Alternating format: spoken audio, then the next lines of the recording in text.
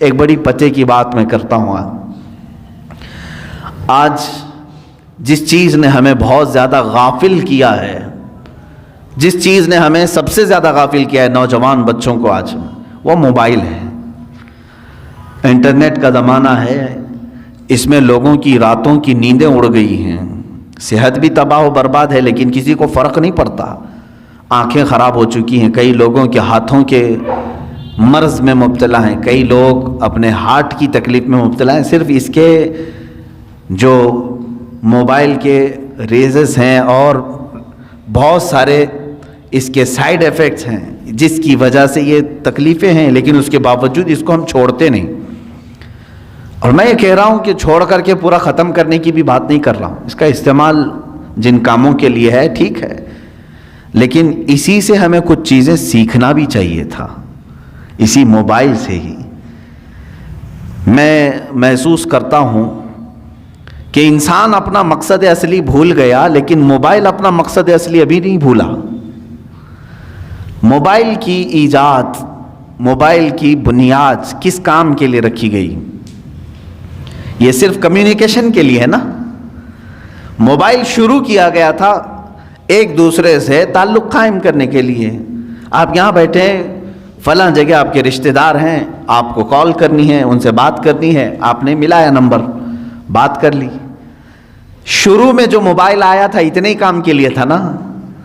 زیادہ سے زیادہ میسج فارورڈ کر سکتے تھے، میسج وہ دیکھتا آپ کو ریپلائی کر دیتا، اتنا ہی کام تھا. کال ہو سکتی تھی، میسج ہو سکتا تھا، اور اصل مقصد بھی موبائل کا یہی تھا، کمیونیکیشن. ٹھیک ہے، آپ کال کریں، ادھر سے کال آئے اٹھائیں، بات کریں، یہی کام کے لیے موبائل کی شروع. موبائل میں ترقی ہوتی گئی، موبائل میں اور ترقی ہوتی گئی. چند دنوں کے بعد اس میں میوزک آئی، اس میں گانے بھی آئے، سننے والی چیزیں آئی. چند دنوں کے بعد اور ترقی ہوئی کہ اس میں فوٹو لیا جا سکتا تھا، وہ بھی چھوٹی سائز کا، فوٹو کی حد تک چلتا رہا. اس کے بعد پھر ویڈیو آئی اس کے اندر، فوٹو ویڈیو گیلری تک تو ٹھیک تھا. اس کے بعد اب اس میں ہی انٹرنیٹ کی پوری دنیا ڈال دی گئی. اب اس میں ویب سائٹ بھی کھلنے لگی. جو ٹیلی ویژن میں دیکھ سکتا تھا وہ سب کا سب موبائل میں دیکھنے لگا. اس ترقی کو موبائل نے تقریباً 10 سالوں میں یا 20 سال لگے اس کو. 20 سال میں یہ اس ترقی کو پہنچ چکا ہے کہ اپنی ساری دوسری چیزیں پیچھے چھوڑ دیا. ٹی وی کا بھی وہ آج مقام نہیں رہے گا جو موبائل کا ہے. گھر کے لینڈ لائن کا بھی کوئی اتا پتہ نہیں ہے. منی آرڈر، خط، پوسٹ کارڈ، یہ ساری چیزیں ختم ہو چکی. موبائل سب کی جگہ لے چکا ہے، بہت آگے بڑھ چکا ہے، بہت ترقی کر چکا ہے موبائل. پھر میں توجہ دلا رہا ہوں، اس کا اصل کام کیا تھا؟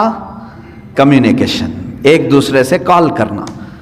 موبائل ادھر سے ادھر دو لوگوں کی بات کراتا تھا. لیکن میرے عزیزو، ان 20 سالوں میں اس موبائل کو دیکھو، آج یہ ترقی اتنی کر چکا کہ پکس آ گئیں، ویڈیوز آ گئیں، انٹرنیٹ آ گیا، اس کے اندر گیمز آ گئے، سب آ گئے. لیکن چاہے تم کچھ بھی دیکھ رہے ہو موبائل اوپن کر کے، اگر کسی دوسرے نے کال کیا تو وہ اسی وقت کال آتی ہے یا نہیں آتی؟ تمہارے موبائل کا اسکرین شو کرتا ہے یا نہیں کرتا؟ تم فیس بک دیکھ رہے ہو، کال آتی ہے کہ نہیں آتی؟ تم ویڈیو دیکھ رہے ہو، اگر کسی نے کال کیا تو اسی ویڈیو کے بیچ میں ہی یہ بجا کر کے دکھاتا ہے کہ کوئی تمہیں بلا رہا ہے. گیم کھیل رہے ہو تم، اندر چاہے جتنے فولڈر کے اندر چلے جاؤ، لیکن اگر کسی نے کال کیا تو وہ گیم وہاں رک جاتی ہے اور کال بجنے لگتی ہے. اس کا مطلب یہ ہے کہ جس کام کے لیے یہ شروع ہوا تھا وہ آج تک اپنا مقصد نہیں بھولا. آج تک اس کی ترقی بہت ہو چکی ہے، اس میں بہت ساری ترقیاں آ گئی، انٹرنیٹ کی پوری دنیا آ گئی. لیکن وہ کمیونیکیشن کے لیے جو شروع کیا گیا تھا وہ آج بھی کر رہا ہے کام. تم اس موبائل میں 1000 کام کر رہے ہو، لیکن اگر کسی نے تمہیں کال کیا تو اسی کاموں کے بیچ میں ہی وہ تمہیں بجا کے دکھائے گا، گھنٹی بج جائے گی. میرے عزیزو، اس موبائل سے ہی یہ بھی سیکھنا چاہیے، انسان کا مقصد اصلی اللہ کی عبادت ہے. تم چاہے جتنی بھی ترقی کر چکے ہو، آج تم گھاس پھوس کی مسجدوں سے سنگ مرمر کی مسجدوں میں آ گئے. آج ترقی کے زمانے میں تم گھوڑا گاڑی نہیں مرسیڈیز میں گھوم رہے ہوں گے، تم آج یکا گاڑی میں نہیں بلکہ پلین میں سفر کر رہے ہوں گے، ٹرین میں سفر کر، بہت ترقی کر چکے ہو. لیکن اسی سے اگر سیکھ سکتے تو سیکھ لیتے. آج بھی اگر اللہ کی پکار آ جائے تو مجھے ان کاموں کو چھوڑ کر اسی کے بارگاہ میں حاضر ہونا چاہیے. یہ مشین ہے، ایک آلہ ہے، اس مشین نے آج تک اپنا مقصد نہیں فراموش کیا. جس کام کے لیے اس کو بنایا گیا تھا وہ موبائل آج بھی وہ کام کر رہا ہے، اگرچہ اس میں بہت ترقی ہو گئی. تم تو انسان ہو، تم دنیا کی چکا چوند کو دیکھ کر کے، اس کی چاندنیوں کو دیکھ کر کے اپنے مولا کو کیسے فراموش کر گئے. آج جب ہم بات کرتے ہیں تو لوگ یہ کہتے ہیں وہ پہلے کا زمانہ تھا، انہیں کام کاج نہیں تھا، گاڑی گھوڑے کچھ نہیں تھے، اس لیے وہ اللہ اللہ کرتے تھے. میرے عزیزو، تب تو تف ہے، لعنت ہے، اس مشین سے بھی زیادہ گئے گزرے ہو. ہاں وہ اہل اللہ تھے، ان کے زمانے کے تقاضے تھے، اس کے باوجود وہ رب تعالیٰ کی پکار ہوتی تو ضرور حاضر ہوتے، اس لیے کہ انہیں معلوم تھا ہمارا مقصد ہی دنیا میں آنے کا یہ ہے. چاہے میں ترقی کر کے آسمان پر بھی پہنچ جاؤں، چاہے میں ترقی کر کے چاند تک بھی پہنچ جاؤں، لیکن میرا جو مقصد ہے دنیا میں آنے کا وہ میرے مولا کے حضور حاضر ہونا ہے جب وہ مجھے پکارے. عزیزان کرام وقار، آج جن چیزوں نے ہمیں اپنے مقصد سے دور کیا ہے ان چیزوں سے ہی تم سیکھ سکتے تھے. موبائل سے کوئی سیکھ نہیں رہا ہے، اس کو استعمال تو کر رہے ہیں، اسی سے سیکھ سکتے تھے. آج اللہ رب العزت کے حضور حاضر ہونے کا جو شوق ہونا چاہیے وہ کیوں نہیں ہے؟ اچھا، ایک اور بات اسی موبائل سے ہم نے جب تحقیق کیا تو یہ بھی پتہ چلا، جب پڑھتے تھے نا کتابیں، سنتے تھے کہ امام اعظم ابو حنیفہ رضی اللہ تعالیٰ عنہ رات کو کھڑے ہوتے تو صبح تک ایک قرآن ختم کر لیتے تھے. 4 ورق پڑھنے نہیں ہوتا آج مسجد میں، 2 ورق پڑھتے ہی بھاگنے کا دل کرتا ہے لوگوں کا. 30 پارے ایک رات میں کیسے ہوتے تھے، کیسے وہ پڑھ جاتے تھے، ایک رات میں کیسے پورا ختم قرآن ہوتا تھا.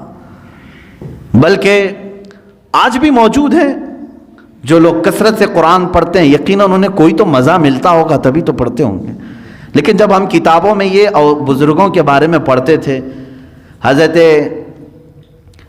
امام مالک رضی اللہ تعالیٰ عنہ کے متعلق بھی ہے، ایک بزرگ کے متعلق میں نام ذہن میں نہیں ہے، فرماتے ہیں کہ وہ کبھی کبھار ایسا ہوتا کہ گھوڑا حاضر کر دیا جاتا سفر کے لیے، گھوڑے پر پیر اٹھاتے ابھی رکھنے کے لیے، اور دوسرا پیر اٹھانے سے پہلے تک وہ پورا ختم قرآن کر جاتے تھے. کتنی دیر لگتی ہوگی؟ ہاں، یہ اور بات ہے کہ ان اہل اللہ کے لیے اللہ تعالیٰ زمانے کو گھیر دیتا، ان کے لیے قرآن پاک کو اس قدر تیزی سے پڑھنا یا اس میں ہو جانا، مشغول ہو جانا، یہ کیسا ہوتا تھا یہ سمجھ میں نہیں آتا تھا. لیکن اب سمجھ میں آنے لگا جب لوگوں کو، نوجوانوں کو گھنٹوں موبائل میں ڈوبے ہوئے ہم دیکھتے ہیں. آخر ہے کیا اس کے اندر؟ رات کو لے کر کے بیٹھا ہے تو صبح کے 4 بجنے لگ گئے، اس کو وقت کا احساس ہی نہیں ہوا. فلموں کو دیکھ رہے ہیں یا پھر ویڈیو گیمز، ان تمام چیزوں میں جب نوجوان بیٹھے رہتے ہیں تو ان کو وقت کا خیال ہی نہیں رہتا. ہو بہو اس لیے کہ تم اس کو دل دے بیٹھے ہو، ان گیمز کو دل دے بیٹھے ہو، اس لیے تمہیں وقت کا احساس نہیں ہو رہا. یہ دل اگر قرآن کو دیا ہوتا تو قرآن کے پڑھنے کا بھی تمہیں کبھی اکتاہٹ اور ملال آ ہی نہیں سکتا. ایک بزرگ سے سوال کیا گیا، انہوں نے فرمایا، سوال بھی بڑا اچھا ہے، انہوں نے کہا کہ کبھی ایسا ہوتا ہے فلم دیکھنے کے لیے بیٹھے ہیں، 3 گھنٹے آرام سے بیٹھ جاتے ہیں، 4 گھنٹے کرکٹ دیکھنے کے لیے بیٹھ جاتے ہیں، کبھی کچھ بھی نہیں ہوتا، سکون سے بیٹھ جاتے ہیں. مسجد میں پائتی بدلتے رہتے ہیں ادھر سے ادھر. اگر تھوڑی دیر ہم بند کریں تو لوگوں کی بے قراری شروع ہو جائے گی، ادھر جانا ہے ادھر جانا ہے، ادھر آنا ہے ادھر آنا ہے. تھوڑی ہلکی آواز آئے کہ سب ادھر طرف توجہ کر لیں. یہ کیا مسئلہ ہے؟ ادھر سکون سے بیٹھتا نہیں ہے اور ادھر آرام سے بیٹھا رہتا ہے، وہاں گھنٹوں گزر جاتے ہیں. کیوں ایسا ہے؟ توجہ چاہتا ہوں میرے عزیز. اس بزرگ نے فرمایا یہ اللہ تبارک و تعالیٰ کے بنائے ہوئے نظام ہے میرے عزیز. کیونکہ حدیث پاک میں میرے آقا صلی اللہ علیہ وسلم نے فرمایا 2 راستے ہیں یہاں دنیا میں. بہت خوبصورت راستہ ہے، ایک بہت خوبصورت راستہ ہے وہ جہنم کا ہے، دوزخ کا ہے، اور ایک بہت ہی کھردرا راستہ ہے، اوبڑ کھابڑ راستہ ہے وہ جنت کا ہے۔ شاک تو نہیں ہو رہے ہیں، میں الٹا بول گیا ہوں، حقیقت ہے۔ دوزخ کا راستہ دنیا میں خوبصورت بنایا گیا ہے، لیکن منزل خطرناک ہے، اور جنت کا راستہ کانٹوں بھرا ہے، اوبڑ کھابڑ ہے، لیکن منزل بہت خوبصورت ہے۔ یہ اللہ کے نبی صلی اللہ علیہ وسلم نے فرمایا، اس بزرگ نے اس کے سوال کا جواب دیا، میاں بات یہ ہے اگر تجھے کانٹوں پر بٹھایا جائے تو کتنی دیر تک تو بیٹھے گا؟ پالتی ادھر سے ادھر پائنتی بدلتا ہی رہے گا، ادھر چھپا تو ادھر اٹھا، ادھر چھپا تو ادھر اٹھا۔ یہ بے قراری کانٹوں پر بیٹھنے کی وجہ سے ہے۔ اور جہنم کے راستے پر جو بیٹھا ہے 4 گھنٹے 5 گھنٹے وہ سکون سے ہی بیٹھے گا، اس لیے کہ دنیا میں اس کے لیے سکون، بظاہر سکون نظر آئے گا، تو باغیچے میں بیٹھا ہے جیسے جس طرح سے، تو دوزخ کے راستے پر دنیا میں جو بیٹھا ہوا ہے وہ اپنے پورے گھنٹے خرچ کرے گا، اسے وہاں اطمینان کی طرح لگے گا۔ جنت کا راستہ اگرچہ کانٹوں بھرا ہے لیکن منزل بہت خوبصورت ہے۔ میرے عزیزو، اس بات کو سمجھ کر کے چلو، آج تھوڑا بہت سٹرگل کرنا ہوگا تب تمہیں قلب کا سکون ملے گا، اور اگر آپ گناہوں میں اپنے دل کی لذت اور سکون چاہتے ہیں تو یہ کیسا سکون ملے گا جانتے ہیں آپ؟ کھجلی والا سکون، کھجلی والا سکون۔ گناہوں کی لذت سے جو سکون ملتا ہے وہ کھجلی والا سکون۔ میں اکثر کہا کرتا ہوں، کھجانے کے وقت اچھا لگتا ہے، جب کھجلی ہو تو دل کرتا ہے، من کرتا ہے کہ کھجاؤں، اس کو کھجاؤ، لیکن جب چھوڑ دیتے ہو اس کے بعد جلن شروع ہوتی ہے، زخم شروع ہو جاتے ہیں۔ تو یہ کھجلی والا سکون کب؟ جب تک کھجاتے رہتے ہیں تبھی تک، اور چھوڑ دیا تو جلن بھی ہے، داغ بھی ہے، زخم بھی ہے۔ گناہوں کی لذت سے ملنے والے سکون کی وہی علامت، وہی کیفیت ہے میرے عزیزو۔ جب تم گناہ کر رہے ہو اس وقت تمہارے نفس کو اچھا لگ رہا ہوگا، لیکن جب عمر ڈھل جائے گی ان گناہوں کے دھبے تمہیں پریشان کریں گے، یہ زخم رہ جائیں گے۔ یہاں تک کہ جنت میں کچھ لوگ آئیں گے، جنت میں آ بھی جائیں گے، لیکن ان کی پیشانیوں پر دوزخ میں جلے ہوئے داغ موجود ہوں گے۔ ان کو دوسرے جنتی دیکھ کر کے کہہ رہے ہوں گے یہ فلاں فلاں گناہوں کی وجہ سے اسے داغا گیا ہے، ابھی تک داغ نہیں جا رہے ہیں۔ کتنے 100 سال کے بعد وہ آیا ہوگا جنت میں، لیکن داغ نہیں جا رہے ہیں۔ کھجائے ہوئے داغ جلدی جاتے نہیں ہیں۔ ہمیں بچپن میں نہیں بلکہ جب نئی جوانی شروع ہوتی ہے تو ایک بیماری آتی ہے اکثر نوجوانوں کو، پمپلز کی، خاص طور پر حکماں جو ہیں، علاج اس کا سب سے بہترین علاج یہی بتاتے ہیں کہ اس کو ہاتھ نہ لگاؤ، بس اسے ناخن نہ لگاؤ، اس کو پھوڑو مت، اس لیے کہ وہ دھبا پیدا کر دیتا ہے۔ تمہیں بے قراری ہو رہی ہے اور جب تک اس کو نہ نکالوں، حالانکہ وہ بہت خراب تو نہیں لگتا لیکن تمہیں خراب لگنے لگتا ہے، یہ سائیکالوجی ہے۔ اس کو پھوڑ دیتا ہے، کھینچ کے نکال دیتا ہے۔ کچھ لوگوں کو تو میں نے دیکھا بلیڈ سے کاٹتے ہوئے، زخم تو کر لیا لیکن وہ ہمیشہ کے لیے اس پہ داغ رہ گیا۔ اب اس داغ کو ختم کرنے کے لیے پتہ نہیں کتنے کریم لگاتا ہے، پھر اس کو لیپا پوتی کی جاتی ہے۔ گناہوں کے ایسے ہی معاملات ہیں، جنہوں نے جوانی میں لطف اٹھائے، لذتیں اٹھائی، اپنے ہاتھوں سے گناہ کیے، اپنے شرمگاہ سے گناہ کیے، اپنی آنکھوں سے گناہ کیے، اپنے زبان سے کیے، چند دنوں کے بعد یہ گناہوں کے دھبے اس طرح سے ہوتے ہیں کہ اللہ رب العزت کی نظر رحمت اس کی طرف نہیں ہوتی ہے، اس کی دعائیں بار اجابت سے نہیں ٹکراتی۔ یہ تمام معاملات اس کے اپنے کیے ہوئے ہوتے ہیں، اسی لیے قرآن کہتا ہے ما اصابکم من مصیبت فبما کسبت ایدیکم، جو کچھ بھی مصیبتیں تم پر آتی ہیں یہ تمہارے اپنے ہاتھوں کی کمائی ہے، تم نے اپنے ہاتھوں سے کیا ہے۔ عزیزان گرامی وقار، اب قلب کے سکون کے لیے تھوڑا سٹرگل تو کرنا ہوگا، تھوڑا سٹرگل کرنا ہوگا۔ اولیاء کاملین نے جو مقامات حاصل کی، آپ کرامات تو ان کے سنتے بھی ہیں، بیان بھی کرتے ہیں، کیا پہنچے ہوئے ولی تھے، لیکن کبھی سوچا آپ نے وہ پہنچے کس طرح سے تھے؟ ان کی ٹھوکروں میں مردوں کا زندہ کرنا اللہ نے رکھ دیا، ان کو طاقت و قوت اتنی عطا کی کہ اللہ رب العزت نے ان کے لیے پوری کائنات کشادہ کر دی کہ میرے بندے تو جہاں چاہے جس طرح چاہے زندگی گزار، جو تجھے چاہے وہ حاصل کر لے۔ یہ کب ہوتا ہے ان کا مقام؟ میرے عزیزوں وہ یوں ہی نہیں حاصل کرتے، اپنے آپ کو اللہ کی بارگاہ میں فنا کر دیتے ہیں۔ اسی لیے شاعر نے کہا ہے مٹا دو اپنی ہستی کو اگر کچھ مرتبہ چاہو، مٹا دو اپنی ہستی کو اگر کچھ مرتبہ چاہو، کہ دانا خاک میں مل کر گلے گلزار بنتا ہے۔ بیج کو کیچڑ میں بونا پڑتا ہے تب جا کر کے پھول اگتے ہیں۔ تم اگر یہ سوچتے ہو کہ میں سارے مرغن غذائیں کھاؤں، بہترین چکن مٹن اور سارے گھی مرغن سب چیزیں کھا کر کے میرے دل کو ذکر کی لذتیں ملیں، مشکل ہے، ایسا مشکل ہے۔ یہ راستہ تھوڑا سا کٹھن ہے۔ میں تصوف کے راستے پر آپ کو کہہ رہا ہوں، کچھ چیزوں کو روکنا ہوگا، صبر کے راستے پر آنا پڑے گا۔